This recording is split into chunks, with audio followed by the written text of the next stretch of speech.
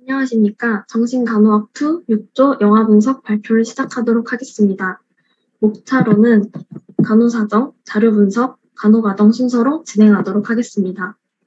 구체적인 간호사정에 앞서 저희가 분석할 영화에 대해 짧게 설명드리도록 하겠습니다.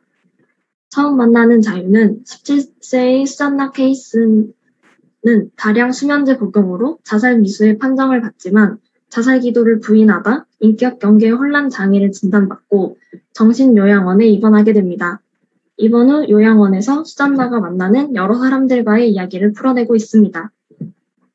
우선 대상자의 일반적 정보입니다. 이름은 수잔나 케이슨으로 18살 여성이며 결혼 상태는 미혼이고 주택에 주거하다 이후 클레이부어 정신요양원에 입원하게 됩니다. 학력은 고등학교에 재학 중이며 정보는 본인과 아버지를 통해 제공되었습니다. 등록 동기로는 다량의 아스피린과 보드카 한 병을 함께 마신 후 응급실에 실려가게 되고 자살 미수로 인해 정신과 상담을 받게 됩니다. 상담 동안 시간이동, 두통, 우울, 손에 뼈가 없다는 생각 등을 호소하며 이를 위해 약을 먹은 것이라고 주장하지만 경계성 인격장애를 진단받고 입원하게 되었습니다. 다음으로는 환자의 현 병력입니다. 경계성 인격장애의 원인으로는 부모와 의사의 상담 중에서 짐작할 수 있었습니다. 경계성 인격장애의 5배 높은 유전적 요인을 언급하는 것으로 보아 대상자의 원인에 유전적 요인이 영향을 미친 것을 알 수 있었고, 어린 시절 침대에서 떨어진 후 깁스를 하고 움직이지 못하게 제지당하거나 여행을 가기 위해 뒷좌석에 묶인 채로 있었던 경험으로 인해 경계성 인격장애가 형성된 것으로 보여집니다. 이로 인해 대상자는 현재 우울증, 갑작스러운 시간이동, 두통, 충동적이고 자기 파괴적인 행동, 성적 문란의 문제를 가지고 있습니다. 다음은 발달력에 대해 알아보겠습니다. 대상자는 영안의 19살까지의 모습을 담고 있습니다. 처음으로 영아기는 신뢰감 대 불신감의 시기로 희망이라는 덕목을 얻게 됩니다. 케이스 현자의 경우 영화에서 보여지는 부모와의 교류를 통해 애착은 형성되었으나 신뢰까지 쌓지 못하고 세상 밖 사람들은 거짓말쟁이고 온 세상이 바보 같아 보일 수 있어 라는 말을 통해 신뢰감을 달성하지 못하였습니다. 다음으로 초기 아동기에는 자율성과 수치심의 시기로 의지라는 덕목을 이루게 됩니다. 케이스 환자의 경우는 정신과 상담 중에 스스로 시간을 통제하지 못하며 과거 자석에 묶여 아무것도 하지 못하는 자율성을 제지당한 경험이 있으므로 이 시기는 자율성에 대해 달성하지 못하였습니다. 다음은 후기 아동기입니다. 이 시기는 주도성 대 죄책감의 시기로 목적의식의 덕목을 얻게 됩니다. 케이스 환자의 경우 과거 자율성을 억압당하고 앞으로의 계획에 대해 질문에 구체적인 답변을 하지 못하였습니다. 이번 후 1년 동안 치료를 위해 스스로 노력하지 않는 모습을 통해 이 시기에 주도성을 제대로 달성하지 못했다고 보여집니다. 학령기는 근면성 대 열등감의 시기로 유능감을 덕목으로 하고 있습니다. 환자는 글을 쓰는 것에 관심을 나타내지만 글 쓰는 것에 있어서 노력해 역량을 발휘하려 하지 않으며 처방 약물을 복용하지 않는 모습을 통해 근면성을 획득하지 못한 것으로 보입니다. 청년기에 대해 살펴보겠습니다. 이 시기는 자아 정체성 대 혼돈의 시기로 성실의 덕목을 갖고 있습니다. 환자의 경우 스스로에 대해 질문하는 모습을 찾아볼 수 없고 자살하려는 충동성으로 보아 자아가 불안정하므로 올바른 자아 정체성을 확립하지 못하였습니다. 마지막 초기 성인기로는 친밀감 대 고립감의 시기로 사랑의 덕목을 얻게 됩니다. 하지만 환자는 청년기의 자아 정체성 형성이 제대로 이루어지지 않았고 의사를 믿지 못하며 다른 환자와 친밀한 관계를 유지하지만 속으로는 반대의 생각을 보입니다. 또한 담당 간호사를 조롱하거나 화를 내는 모습도 관찰되어 깊이 있는 관계를 형성하지 못해 친밀감을 달성하지 못하였습니다. 가족력에 대해 살펴보겠습니다. 가족들은 평소 무기력하고 우울한 수잔나를 정신병원에 입원시키고자 하였고 정신과 의사와 상담 중 경계성 인격장애는 유전적 요인이 있음에 대해 언급하자 대화를 피하는 어머니의 모습을 통해 어머니의 경계성 인격장애 병력을 의심할 수 있었습니다. 가족 지지체계로 동거하며 돌봐온 사람과 환자를 포함한 동거 가족은 부모님이고 자신을 돌봐주는 가족에 대한 만족도는 가족과 어울리지 못하고 부모가 정신병원에 자신을 보냈다고 생각하는 등 불만족스러워하는 모습을 관찰할 수 있었습니다. 현재 정신상태 검진 결과를 설명드리겠습니다. 외모는 단정하고 짧은 머리를 하였으며 깔끔한 위생 상태를 유지하며 계절에 적절한 옷을 입고 있습니다. 평소 말의 속도가 적절하며 음량이 부드럽고 단어량이 풍부하지만 감정 조절이 되지 않는 경우 속도가 빨라지고 높은 목소리를 내며 담당 간호사에게 공격적 언어와 비하하는 경우가 있었습니다. 정신운동 활동으로는 현재 경계성 인격장애를 갖고 있음으로써 대인관계, 자아상, 감정이 모두 불안정하며 충동적인 상태입니다. 걷잡을 수 없는 시간 이동으로 인한 혼란, 타인에 대한 신뢰 부족, 우울, 절망, 잘못된 성의식이 보이며 이는 진실을 회피하려는 자아의식의 결여로 인해 정신문제를 지니게 되었다고 보여집니다. 면담시 초반에는 의사를 믿지 않고 병식에 대한 인지가 낮았으며 자살 시도를 부인하고 자신의 성적 문란을 인정하려 하지 않는 모습을 보입니다. 하지만 후반이 되어 친구의 자살을 중간에 목격하게 되고 다시 병원으로 돌아와 자신의 병을 인식하고 의료진과 협조적으로 치료에 임하며 담당 간호사와는 신뢰를 형성하며 이후 퇴원을 하게 됩니다. 정서 상태에 대해 설명하겠습니다. 기분은 평소 우울해하며 사회 속의 괴리로부터 느끼는 우울감과 절망감을 보입니다.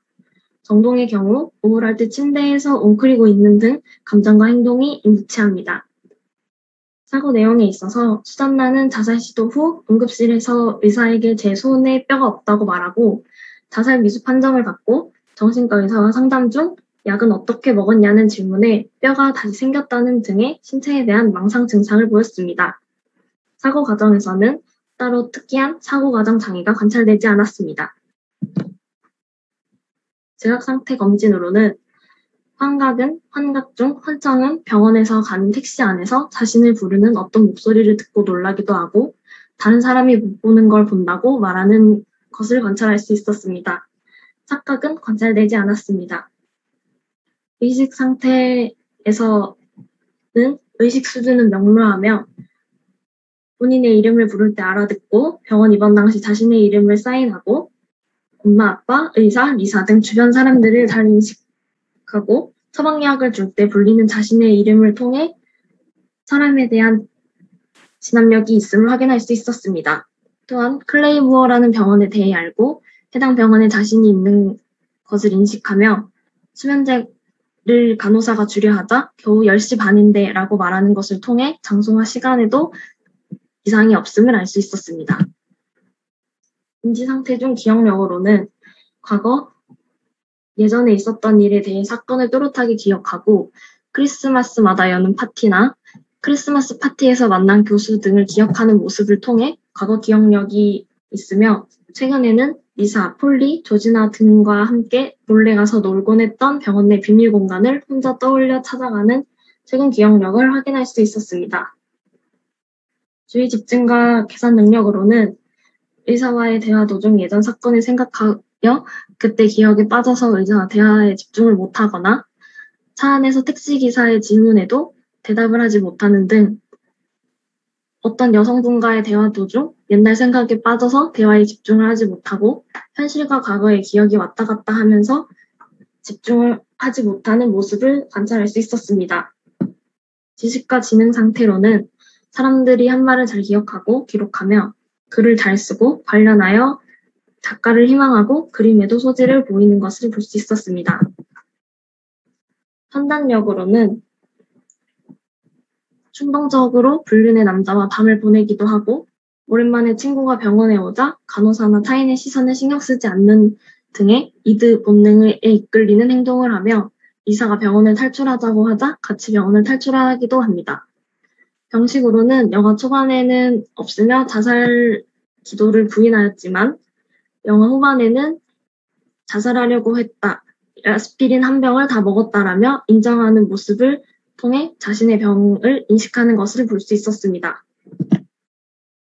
사회적 지지 체계로는 월 2회에 다니는 단체나 모임은 없었으며 요양원에서의 교우 관계는 리사, 폴리, 조지나와 자주 어울리는 것을 알 수 있었습니다.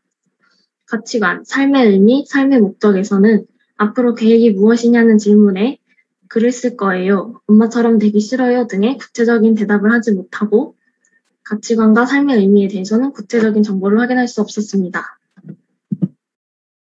정신질환에 대한 치료를 설명하겠습니다. 경계성 인격장애 치료 약물은 따로 없으며 항우울제, 항정신병약, 항불안제 등을 사용하게 됩니다.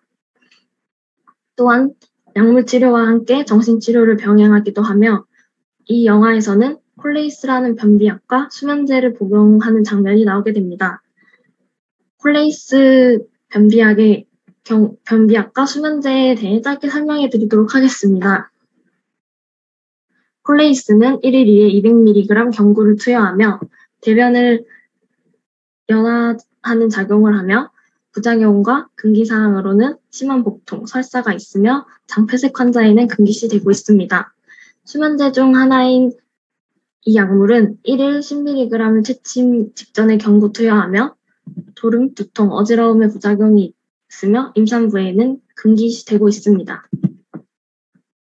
일상생활과 개인 위생 관리에 대해서는 전반적인 외모는 깔끔하며 단정한 커트머리와 깔끔한 옷을 즐겨 입는 것을 볼 수 있습니다. 주기적으로 목욕과 제모를 하는 장면도 볼 수 있었습니다. 대인관계와 의사소통 능력 향상에 있어서 체조시간이나 그림치료 등에 적극적으로 참여하고 여러 사람과 어울리며 지냅니다. 가족의 부담감 감소에서는 부모님과 면담을 시행하며 부모님은 주변 시선에 신경을 많이 쓰고 수잔나가 대학에 진학하길 원치만 본인은 그렇지 않으므로 합의점을 찾도록 격려할 필요가 있습니다. 직업적 재활에서는 글을 쓰는 것에 관심이 있으므로 글을 계속 쓰도록 격려하고 지역사회 자원 활동 기술 습득으로는 재활 프로그램에서 활동치료 및 예술치료 프로그램에 참여하도록 하고 사회기술훈련을 통한 지역사회 내에서 대인관계 및 대처 자원을 개발하도록 격려하였습니다. 다음으로는 자료 분석 발표를 이어서 하도록 하겠습니다. 다음으로 자료 분석과 간호 과정에 대해서 발표하도록 하겠습니다. 수잔나 케이스는 경계성 인격장애로서 1차적인 지지집단과의 문제와 중독으로 인해서 경계성 인격장애 진단을 받았습니다. 검사 결과 정신건강의학과 전문의가 환자 상태를 기초하여 진단을 내리게 됐는데 이때 보시다시피 이 항목 중에서 5개 이상이 해당되어 경계성 인격장애 진단을 받았습니다. 그 다음 병인론에 대해서 설명해 드리겠습니다. 첫 번째로 유전적 요인으로 BPD를 가진 가족력이 있는 경우, 없는 경우보다 질병 발생 확률이 5배 정도 높고 충동성과 불안정성 및 신경증 성향과 같은 성격의 특성 유전이 가능하다고 합니다. 두 번째로 생화학적 요인으로 BPD를 가진 대상자는 주요 우울사파의 발병률이 높았고 세로토닌과 노르에피네프린의 조절 장애가 기여할 수 있다는 가설이 있습니다. 세 번째로 신경생리학적 요인으로 좌측 편도선 우측 해마형이 감소되며 좌측 편도선과 해마 및 후부 대뇌피질이 활성화되고 부정적 감정을 처리하는 동안에 전두엽 피질에서 활성화가 감소된다고 합니다. 네 번째는 환경적 요인과 다른 스트레스 원으로 아동학대와 아동 성폭력과 연관성이 강하며 어렸을 때 학대와 방임을 당한 경우가 많고 원어적, 정서적, 신체적, 성적 학대를 양육자로부터 받았을 가능성이 높다고 합니다. 대부분 초기 유년기에 근친상간 또는 양육자를 상실한 경험이 있다든지 대체로 자신의 사고나 감정을 양육자로부터 부정당한 경우가 있습니다. 그 다음 간호과정입니다. 저희는 첫 번째로 자살의 위험성이 있었는데요. 보드카 한 병과 아스피린 한 통을 먹어서 자살을 시도를 하고 친구와의 대화에서 자살을 생각하면 이상하고 새로운 종류의 인간이 되는 것 같아, 소멸을 꿈꾸는 생명체 같아 라며 자살에 대한 생각을 나타냅니다. 네가 바보 같다고 생각하며 자살을 하게 되고 영화를 좋아하며 살아, 기차를 놓쳐도 자살하게 돼 라며 자살을 쉽게 생각하며 교수와의 대화에서 우리 학교에서 대학에 안 가는 유일한 졸업생이야. 계획이 뭔데 글 쓰는 게 전부니? 라는 장면이 있었습니다. 그럼으로써 이제 주변에서 인식이 미래에 대한 계획이 없는 아이로 낙인이 찍히기도 했고, 기분이 안 좋아요. 죽도록 행복하지 않아요. 라며 의사의 면담에서 의사는 보통 때도 넌 기분이 좋지 않고 늘 우울해한다고 하는 장면이 있습니다. 두 번째로는 자신에 대한 폭력 위험, 자살의 위험성인데요. 이 대상자는 그 본능에 이끌리는 행동을 많이 충동적으로 하고, 이 충동적으로 친구의 아빠나 지인의 오빠와 함께 밤을 보내기도 하며, 이제 오랜만에 친구가 병원에 오자 간호사나 타인의 신경을 쓰지 않고 성적인 행동을 합니다. 또한 병원 근무자와 키스를 하고 병원 복도에서 잠을 자며 리사가 병원을 탈출하자고 할 때 같이 병원을 탈출하게 되는 장면이 있습니다. 세 번째로는 사회적 상호작용 장애로 처음 수잔나가 이제 의사를 믿지 않고 상담 시 협조적이지 않으며 자신이 좋아하는 마음을 이용하며 병원 근무자와 키스를 하였고 친구를 돕기 위해서였지만 간호사에게 수면제를 먹여 잠들게 하며 그 조진아를 쳐다보며 공감해주는 듯한 표정을 짓기도 하지만 머릿속에서는 이제 조진아는 자신을 가두는 사람에게만 거짓말을 하고 가끔은 오즈에서 영원히 살고 싶은 것 같다라며 생각을 글로 쓰기도 합니다. 폴리에서는 이 세상에서 외모가 가장 중요하다. 폴리의 상냥함과 순수함이 진심 같지 않을 때가 있다. 사람들이 자기를 바라보게 하려는 몸부림 같다라고 생각하는 장면이 있었습니다. 네 번째로는 비효율적 건강관리로 처방된 약을 복용을 멈추고 이제 약을 모아서 다른 사람과 맘대로 바꿔 먹습니다. 다섯 번째로 만성적 자존감 저하로 리사가 사라진 후에 계속 리사 어딨어요? 리사 어딨냐고요? 라며 리사를 찾고 자신의 욕조에 빠뜨린 간호사 발레리에게 꺼내달라고 하자 발레리가 왜 리사 없이는 아무것도 못해? 라고 하는 장면이 있습니다. 여섯 번째로는 기능 이상의 유발하는 슬픔인데 클레이리어 무어 이번 시에 이제 우울증이 있다고 작성된 그 장면을 통해서 이렇게 간호 진단을 뽑았고 그 다음으로는 이제 외상 후 스트레스에 의한 불안으로 그 순간순간 그 사건이 계속 떠올라요 라는 말하는 장면이 있었고 이제 부모님에게는 성폭행 사실을 알릴 수 없어요 라고 말하는 장면이 있었습니다. 그 다음으로는 비효과적 대처로 나는 부모님에 의해서 입원이 된 거고 난 정상이라며 자신의 병적인 걸 이제 부인을 초반에 하였고 그 다음 대상자는 경계성 인격 장애로서 자신이 버려질 거란 그런 높은 수준의 불안감을 가지고 있어서 이러한 불안감을 이제 아무와의 성적 관계라든지 자살 시도 등에 이제 비효과적인 대처를 합니다. 우선순위로는 이제 첫 번째로 자살의 위험, 그다음에 폭력의 위험, 비효과적인 건강관리, 비효과적인 대처, 불안, 기능 이상을 유발하는 슬픔, 만성적 자존감 저하, 마지막으로 사회적 상호작용 장애가 나왔습니다. 저희는 첫 번째 간호 문제로 자살의 위험성을 간호 문제로 잡고 간호 과정을 작성하였습니다. 객관적 자료에서는 진단명이 경계성 인격장애고 자살의 과거력이 있었고요. 충동적인 모습이 관찰되었고 지인의 오빠와 친구의 아빠와의 이제 성관계를 맺는 등의 이제 성적 문란인 행동, 그다음에 병원 안에서의 성관계, 그다음에 보호사와의 키스, 그다음에 병원 탈출, 그다음에 아스피린을 한 통을 복용하는 약물 남용 등의 자료를 사정할 수 있었고 주관적 자료에는 자살 시도 안 했어요. 그냥 멈추고 싶었던 거예요. 자살을 생각하면 이상하고 새로운 종류의 인간 되는 것 같아. 소멸을 꿈꾸는 생명체 같아. 한번 그 생각이 머릿속에 박히면 어느 순간 이상하고 새로운 존재가 돼. 자기 죽음을 상상하는 존재 말이야. 이상한 소리 했다고 자살하고 영화를 좋아하면 살고 기차를 놓치면 죽는 거지. 죽고 싶은 심정 잘 안다고요. 라며 주관적 자료로 사정되었습니다. 간호 문제는 자살의 위험이고 장기 목표로는 이제 퇴원 시까지 자신에게 신체적 해를 입히지 않는다. 단기 목표는 4일 이내 자신의 감정과 지각에 대해 말로 표현한다. 대상자는 이제 2주 이내에 자살에 대한 생각과 충동을 관리하기 위한 안전계획을 말로 표현할 수 있다입니다. 간호계획 및 중재로 첫 번째로 간호사는 이번 기간 동안 병원에서 주 3회씩 대상자와 의사소통을 하며 라포를 형성하고 그 다음 병원에서 대상자에게 위험 요인을 제거하여 안전한 환경을 제공하고 이유에 대해서 설명해 줍니다. 그 다음 주 2회 이상 대상자의 자살 생각에 대해서 사정하며 대상자와의 이제 대화를 통해 자살 시도의 가능성을 증가시킬 수 또는 증가한 위험 요인을 사정하고 최소 15분 간격을 두고 불규칙한 환자에 대한 세심한 관찰을 유지합니다. 그 다음으로는 이제 정해진 약물 복용 시간마다 약물의 관리를 특별히 주의하고 식사 후 약물 투여 동안에는 면밀히 감독합니다. 매일 한 번씩 대상자가 감정과 지각에 대해 탐색하고 말로 표현할 수 있도록 격려하며 면담 시 교육을 통해 대상자가 충동적인 행동을 조절할 수 있도록 돕고 대상자와 자살에 대한 생각과 충동을 관리하기 위해서 안전계획을 함께 수립하며 퇴원 후에도 자살의 감정이 생기는 경우를 대비하여 도움을 줄 수 있는 지역사회 프로그램을 연계시켜줍니다. 또한 가족들에게 자살을 암시하는 징후에 대해서 교육하고 대상자 곁에 머무르며 애정과 격려를 보여줄 수 있도록 합니다. 영화를 토대로 저희가 그 장기 목표, 단기 목표를 평가해 보았습니다.